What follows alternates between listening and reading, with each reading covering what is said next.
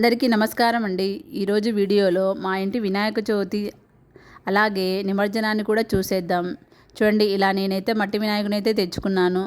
చూడండి, ఇలా కలశం కూడా ఏర్పాటు చేసుకొని పసుపు గణపతిని కూడా చేసుకొని ఇలా గణపతిని పూలతో పండ్లతో ఆ గణపతికి ఇష్టమైన వెలగపండు చెరుకుగడ చూడండి పత్రి మొక్కజొన్నతో కూడా ఇలా పెట్టుకొని నేనైతే పూజనైతే చేసుకున్నాను.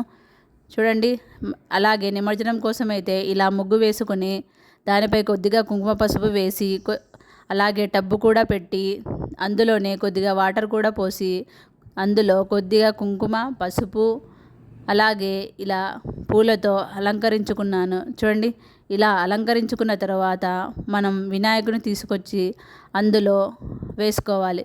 చూడండి, ఓం గణేశాయ నమః, ఓం గణేశాయ నమః అని ఇలా 3 సార్లు కిందికి ఇలా పైకి ఇలా ముంచుతూ ఇలా మూడోసారి అయితే వదిలేయాలండి. చూడండి, ఇలా వదిలేస్తే మనకు నిమజ్జనం అయితే అయిపోతుంది.